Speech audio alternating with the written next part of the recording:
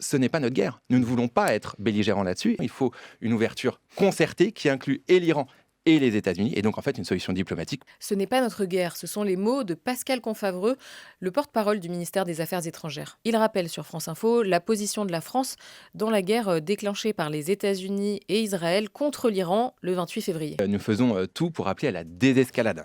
Nous continuons à parler à toutes les parties prenantes. Les échanges du président de la République ou du ministre des Affaires étrangères avec leurs homologues, que ce soit les homologues iraniens ou américains, ils sont constants. Jean-Noël Barrot avait Marco Rubio hier, et ce week-end, il a eu Abbas Araghchi, par Mais exemple. qu'est-ce qui se passe quand le ministre des Affaires étrangères français parle à son homologue iranien? En dehors des mots, qu'est-ce qui se passe?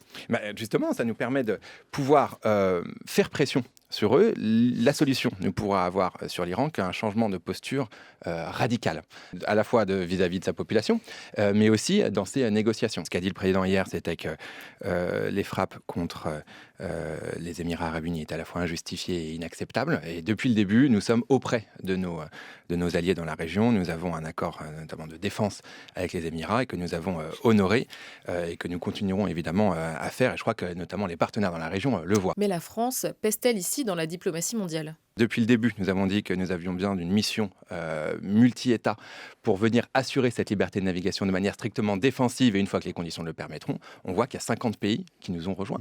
C'était la réunion du 17 avril à l'Élysée. Jean-Noël Barrot, le ministre des Affaires étrangères, était dans le Golfe en fin de semaine dernière pour justement avancer sur cette approche euro-golfique ou franco-golfique là-dessus. La question est donc de savoir si le cessez-le-feu décidé le 8 avril est encore d'actualité. Il faut avoir en tête qu'il y a un cessez-le-feu actuellement, ce qui n'était pas le cas il y a quelques semaines. Donc ce cessez-le-feu, à ce stade, tient. Il faut faire tout pour Le qu'il puisse... cessez-le-feu tient. Ce qui s'est passé hier, ce Il n'est est pas fragile, une rupture du fragile, cessez-le-feu. il est fragile, il faut qu'il puisse durer dans le temps, et surtout qu'on puisse avoir, encore une fois, deux choses: la réouverture du détroit, et ensuite les cadres de négociation sur le régime iranien et son risque sur la région.